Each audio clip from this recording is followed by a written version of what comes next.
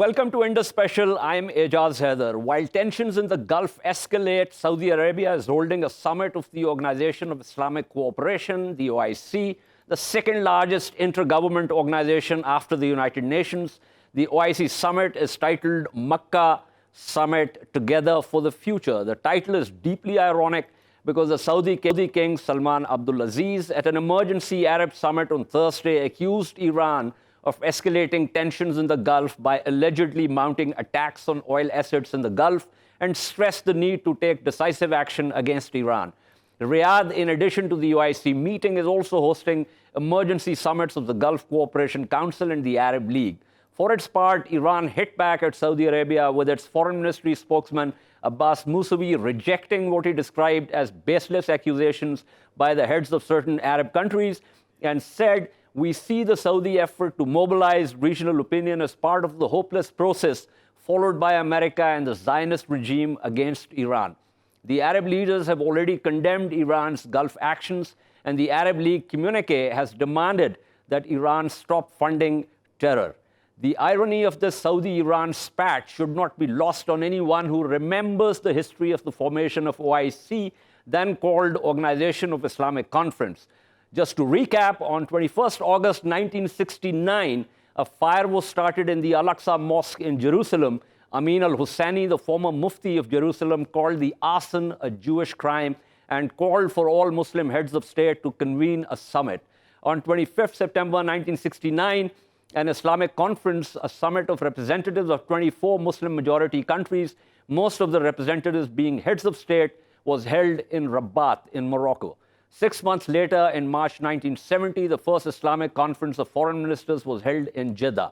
In 1972, the Organization of the Islamic Conference, OIC, now the Organization of Islamic Cooperation, was founded. At the heart of it lay the idea of collective action to safeguard and protect the interests of the Muslim world in the spirit of promoting international peace and harmony.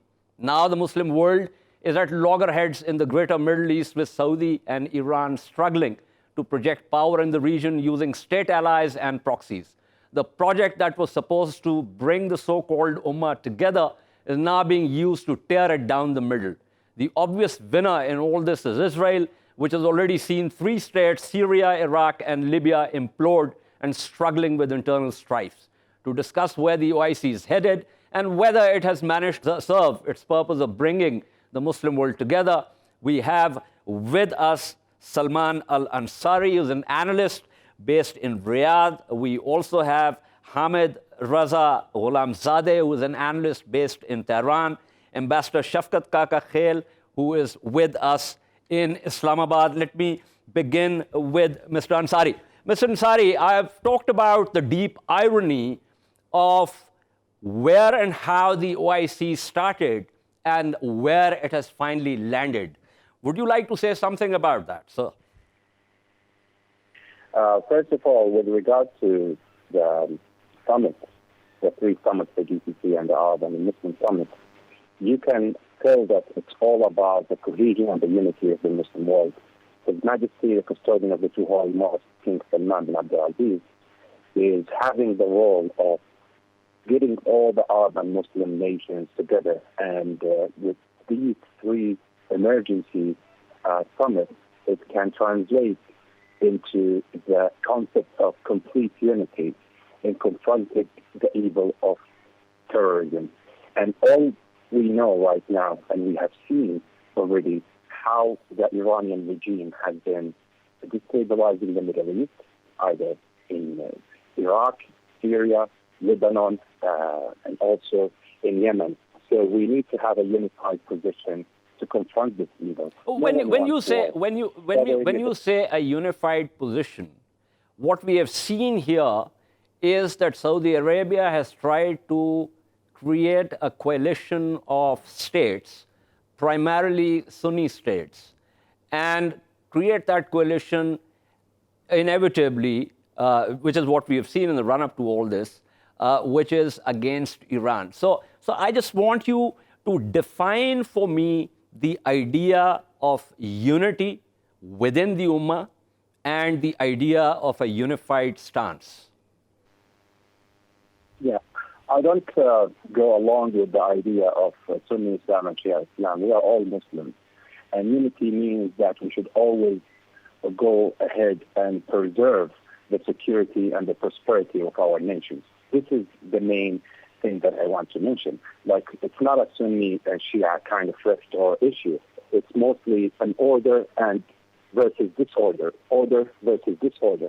We all have seen how there were more than 225 ballistic missiles have been launched against Saudi Arabia, 4 of which at the direction of Mecca, at the holy mosque of Mecca. And we all know from where the Houthi militia have gotten this technology, which is basically from the radical Iranian regime, unfortunately, besides the fact that they have fired or launched more than 155 drones, 2 of which have harmed the infrastructure, some of the infrastructure of the oil industry within the kingdom. And also we have seen what happened a couple of weeks ago at the coast of the United Arab Emirates, and how the Iranians were actually complicit in bombing and using sea mines to harm the free areas where more than 10% of the world trade and petroleum exportation goes through it. So it's a very destabilizing thing that Iran is doing. All what we want is to have a normal Iran that respects its neighbors, and that it respects the international. Okay, Mr. Ansari. Okay, right. Ambassador Shafqat Kakakhail, I would want you, sir, to give me a sense of whether a middle ground can be found, whether there is a possibility, or there can be a possibility of finding some kind of modus vivendi between the Iranian and the Saudi interests, and whether Pakistan can actually play this part. And I ask this because on more than one occasion, our governments, the previous government also and this government also, have said that Pakistan would like to try and sort of, this bad blood that has been created between the two sides, to try and mediate. Do you think we can do that? Well, as far as I know, the Iranians have always expressed readiness to enter into a dialogue with Saudi Arabia, with a view to bridging the differences between them. But I'm not sure about the prospects of an early breakthrough in the initiatives that have been suggested by various Islamic countries, including Pakistan, that these two extremely important and influential countries reconcile their differences in the interest of common Islamic causes, especially Palestinian rights, which was responsible in the first instance for the creation of the OIC. As far as Pakistan is concerned, Pakistan can and has been talking about the need for greater Islamic unity. This is what Pakistan has always done from 1947-48 onwards. But a lot will depend on the two primary actors, the governments of Saudi Arabia, or the Saudi leaders, and the leaders of Iran. And the problem is that the differences between them have deepened rather than getting reduced. And you have the latest Saudi Arabian accusations about Iran's hand in the attacks on the shipping, and of course they accuse Iran of perpetuating the hostility, the problems in Yemen by its support to the Houthis. The Saudis are also uncomfortable with Iran's position in Syria. So the fissures, the divisions, the antagonisms between these two extremely influential countries have been proliferating. And while one would wish that this comes to an end, one doesn't see any immediate prospect of an early breakthrough. So I think we are going to see a bit more of the same unless a group of Islamic countries get together and mobilize their collective efforts. There are leaders like, for instance, Mahathir Mohamad of Malaysia.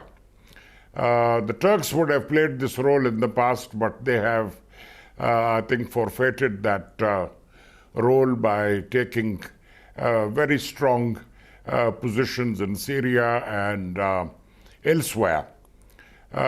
So that is my view of the overall situation, that most likely it has to be the non-Arab states who have equally cordial relations with both countries to try and bring them together to try and resolve their issues. Okay, I understand. I understand. So at this point, let me go back to Ansari. Mr. Ansari, okay, so as I said, Saudi Arabia has its own story about this. Iran has its own story about this. But at the middle of this lies the forum, the OIC that we talked about, and the fact that it was created primarily in order for the Muslim world to remain unified and to collectively address its problems. Now, in the spirit of that unification, is it possible for Riyadh to reach out to Tehran? As Ambassador Shafqat Kakakhail said, Tehran has never really shied from dialoguing with Saudi Arabia, but recently Riyadh has been taking some very strong positions vis-a-vis Tehran. Is there a possibility for Riyadh to say, okay, there's been enough bloodshed here, let's try and talk about these things? Saudi Arabia would definitely would love to have harmony with its neighbors, would love to have a respectful relationship with everybody. But let's look at the facts. Let's not look at the theories, but the facts, only the facts. Who burned the Saudi embassy in Tehran? And who also burned the consulate, the Saudi consulate in Tehran?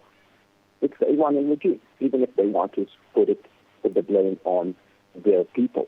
But it's the Iranian regime.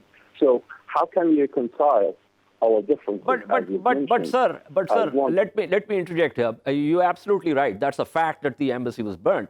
But then the Iranians will turn around and say, well, this happened because Saudi Arabia did this. So, this then is a blame game that goes on, accusations and counter-accusations. My question was that is there a possibility that instead of once again getting into a blame game, for the two sides to actually reach out? Mr. Haider, there is a big possibility, actually, in only one scenario. If the Iranian regime decides to focus on the development of its own country and to completely withdraw from all the Arab capitals that they are colonizing at the moment. Sana'a in Yemen, Damascus in Syria, Lebanon, and Iraq.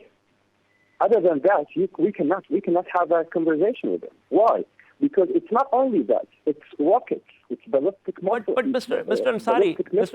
Ansari, Iraq is a sovereign country, and I think the current Iraqi government has its own view of what kind of relations it wants to have with Tehran. Are you suggesting that Iraq should follow Riyadh's lead and actually see how Riyadh is going to dictate Baghdad's relations with Tehran? Is that what you're suggesting, or have I got that wrong? What I'm saying is very simple. Iran has nothing to do with the Arab nations. This is the thing.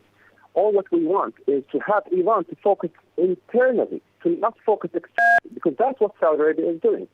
If someone wants help, give him the help. But what kind of help? Not through militias, more than 75 Iranian-backed militias just in Iraq. Is that reasonable? Is that imaginable even? Okay? Could you clarify? Could you clarify this for me, sir? You saying that Iran cannot have and should not have anything to do with an Arab nation. I thought we were talking about being Muslims here. Are we now going to get into the distinctions between Arabs and non-Arabs?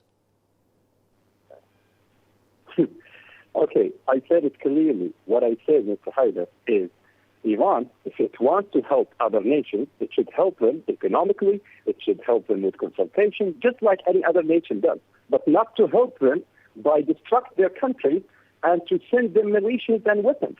This is the thing, the big and the crucial difference between Iran and most of the other countries. Like as Minister Al-Jubair has said, can the whole world be wrong and only Iran is right? I see. Let me take that. Let me take that question to Mr. Ghulamzadeh. Mr. Ghulamzadeh, Mr. Ansari is saying that how is it that every other state in the world is wrong and only Tehran is right? Iran is not saying like that. First of all, about the embassy attack, Iran has officially condemned that and has actually triumphed the people who were involved in the attack on the embassy, and was something wrong. No one is denying that. The leader, the officials, foreign minister, everyone has actually condemned the movement. So you cannot attach that and attribute that to the Iranian government and establishment. Second, just let's look at the facts. It's not about stories and different aspects of a story. We are talking about facts. So how can Iran be accused of such things, accused of being trying to colonize other countries? Could it be possible at all? Iran has, yes, helped Syria by its request in a limited version, and now we are saying that Syrian people are trying to reach a new country, a new situation. We are saying Iran helped Iraq fight against the Daesh and other terrorist groups, and now we are seeing a totally independent government in Iraq, which is actually now trying to be a mediator between Iran and Iraq. So how can a colony be a mediator for its colonizer? Ambassador, clearly, because one of the things that I've been trying to do through this program is to get a sense of how, if at all, can the two sides, the two actors, as you rightly put, could be brought together. But it seems that the differences are very deep. The interests are greatly entrenched. And it's quite unlikely for this to happen. And if that is unlikely to happen, then the whole idea of the OIC as a unified platform essentially dissipates. Well, as I said, the initiative for a reconciliation between Tehran and Riyadh should come from within the Islamic world, because outside the Islamic world, there are countries which are interested in fanning and fueling the disputes between the two sides, the United States being in the lead. And the United States was the first to accuse the Iranians of being behind the attacks on the oil tankers. Yeah, but they've given absolutely zero evidence of that. Thank you so much, Salman Al Ansari and Hamid Reza Ghulamzadeh, for talking to us. We'll take a short break and return to discuss cabinet formation in India following BJP's big electoral win in the recently concluded elections. Stay with us.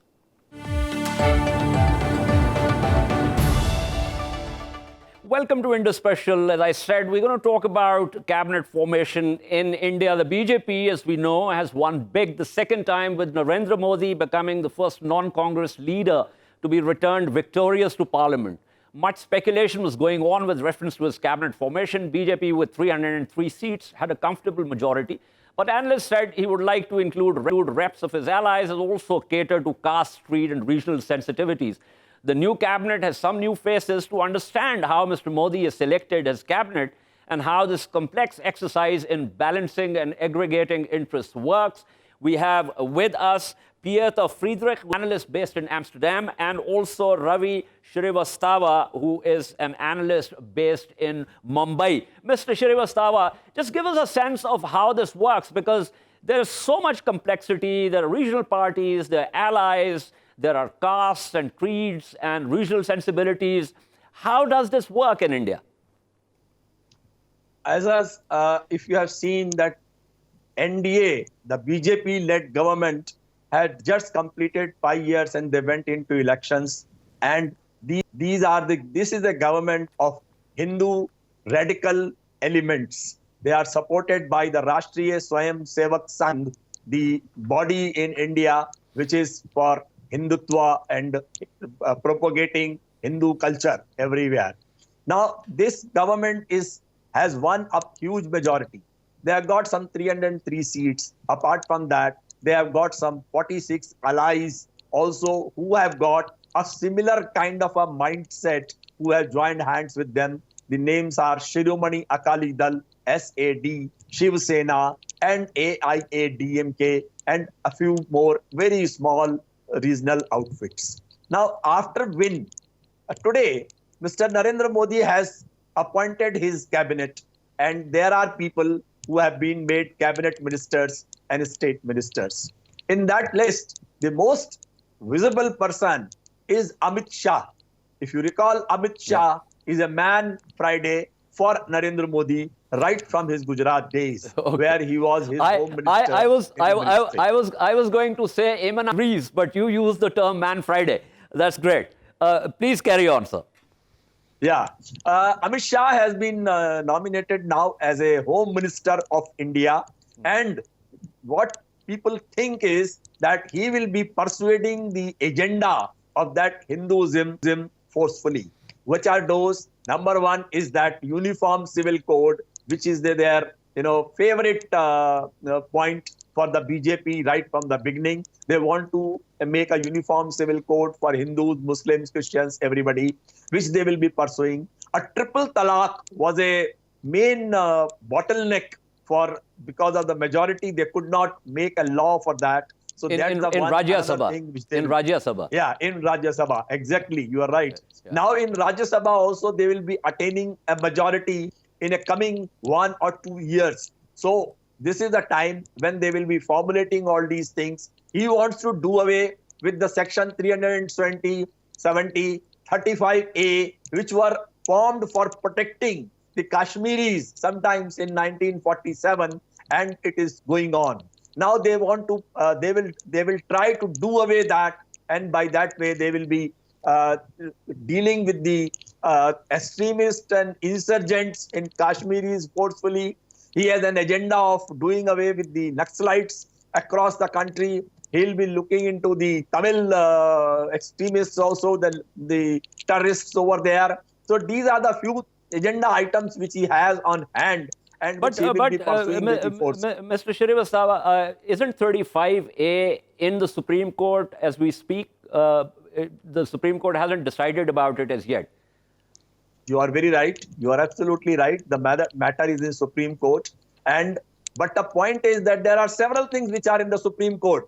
But still, these Hindu radical elements, they keep on pursuing and forcing the government outside the Supreme Court without waiting for the orders from the Supreme Court. They keep on persuading the one of main, which is the Ram Mandir at Ayodhya. So this is the one promise which BJP has been doing for last 27 years. So this is the another issue which Mr. Amit Shah will be again pursuing over there. So these people, they will look for a Supreme Court order definitely. But I think that public demand and by provoking the sentiments of the Hindu radicals, they might be doing something to start with that, because they have got a brutal majority in the parliament at the moment, and they will try to pursue that. These are the few items which I foresee for the Home Ministry. As regards, can I talk about other ministries as well? Yes. I will come back to you and ask you about the ministries, because that's important. But let me just go to Pieter Friedrich here. Mr. Friedrich, you keep an eye on South Asia and, of course, India being the largest component of South Asia. Do you get a sense of, or do you get a sense of unease looking at this huge win for Mr. Modi, considering his RSS roots and what we have seen in the last 5 years in terms of marginalization of the minorities and the sort of Hindutva vigilantism that we saw? Absolutely. There is a growing sense of unease, especially from minorities. As we can see in the new cabinet that was just chosen yesterday, there's virtually no representation for minorities. So Muslims, of course, are 14% in India, and there's one Muslim who's actually been nominated as a minister in the cabinet. As far as Modi's RSS roots, we can see with this new cabinet that, we have to look back to the previous cabinet. And in 2016, Modi had reformulated and expanded the cabinet, and he'd included about 30 or 35% RSS members, including about a dozen pracharaks or full-time workers from the RSS in that cabinet.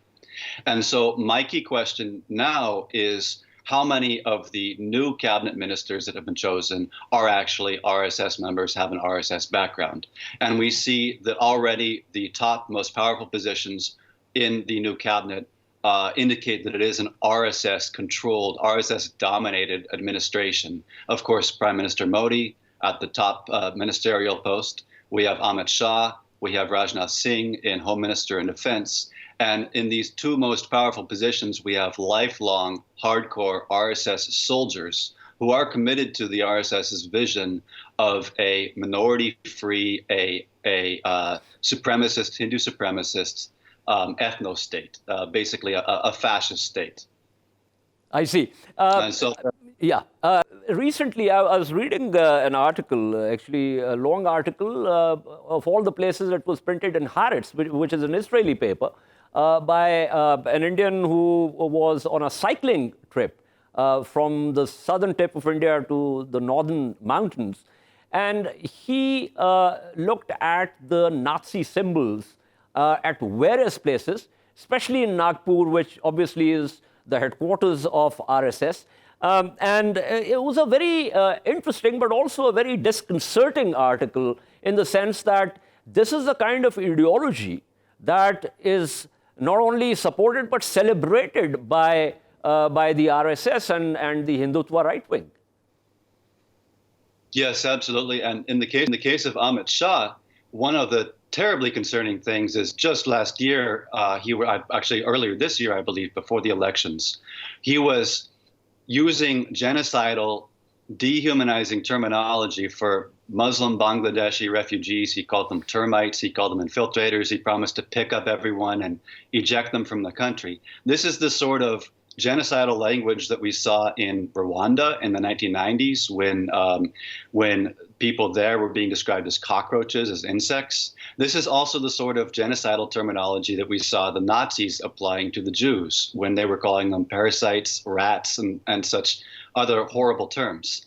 So, but beyond that, the RSS itself has a long history of being directly inspired and modeled after Nazi and Italian, European fascist movements from the 1920s, 1930s, and 1940s.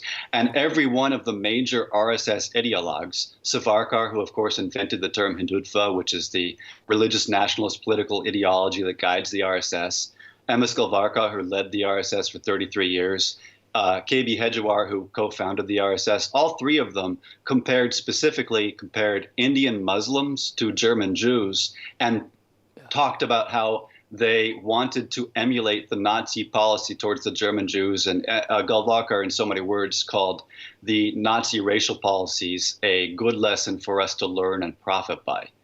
So this inspiration by the Nazis, not just not just coincidental, not just on the surface similarities, but a direct trail of historical inspiration is deeply disturbing, especially in light of Amit Shah now being home minister, charged with law and order in the country, and considering his terminology, his rhetoric about Bangladeshi Muslim refugees being termites, and then considering his history tracing all the way back to 2002 Gujarat, when he, as Modi's lieutenant, was there while Modi sanctioned the 2002 Gujarat pogrom and slaughtered so many Muslims in the streets.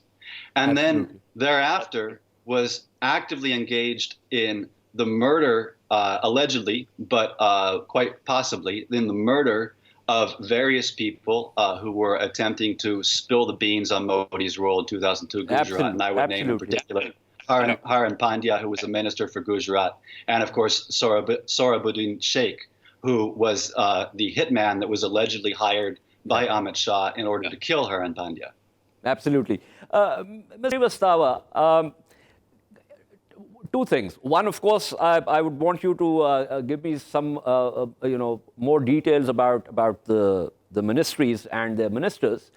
But taking this from what Mr. Friedrich is saying, would you say that in this kind of scenario, the very act of actually giving a ticket to someone like Pragya Singh Thakur becomes a metaphor for the kind of society this government is planning to create? Exactly, Ejaz. The ticket of Pragya Singh Thakur was well discussed, and she was she was the main architect of Hindu terror in India some 8 years before, and there were Malegaon blasts in which so many dozens of people had died. So she was charged for that, and a trial was done for her. But finally, she got a bail, and she was sent out on health grounds. And she got a ticket from a city called Bhopal in India, and she contested election, and she won it. Now, the interesting thing is that 3 days before the announcement of the result, he really feels that this lady has done wrong, and she had wrongly spoken about Mahatma Gandhi. I hope you are aware that there is a lobby which is in RSS who are Godse worshippers. Absolutely. The Nathuram Godse was the killer of Mahatma Gandhi, and there are these people, they worship him. And not alone her. There is another Usha Patel, MLA from Gujarat, the place from Mahatma Gandhi came. She also said that they are the Godse worshippers. So this is a very big dichotomy for RSS and BJP, that the kind of people who have reached in parliament, some are very hardcore radical elements who have reached in the parliament, and we can foresee that what kind of scenario will be emerging in future in India. So give me a sense of some other ministers in terms of their RSS background, or in terms of their ideology, and how that's going to impact on the idea of governance. Yeah, we have got a man named Giriraj Singh, who has won from Begusarai in Bihar. This guy had said, he had openly said that those who do not believe in the Hindu philosophy and all these things, they are welcome to go to Pakistan. So this kind of threats are issued by these radical elements. There are many more. I would tell you one more, but she is definitely not a RSS core worker, but the lady who has taken over as the finance minister of India. I hope you are aware that earlier one Mr. Arun Jaitley was the finance minister. Yes. He is not keeping well. He is unwell, and he has said that he will not be joining the cabinet. And this lady Nirmala Sitharaman, she has been appointed. She is a very qualified woman, MBA, and she has worked for multinationals and all that. And she is the one who has been given the charge of the finance ministry.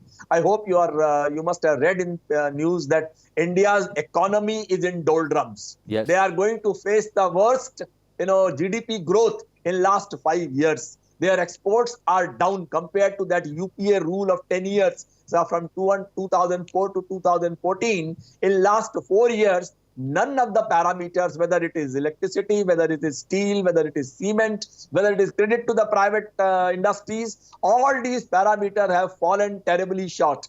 As a result, what has happened, India is in the grip of severe unemployment. There is a younger population of 35% of the 65% of the India's population, which is below 35 years of age, and many people are unemployed and they are on the roads. And this situation is so alarming that this may explode and may lead to some kind of civil war kind of a thing. This is what people are apprehending.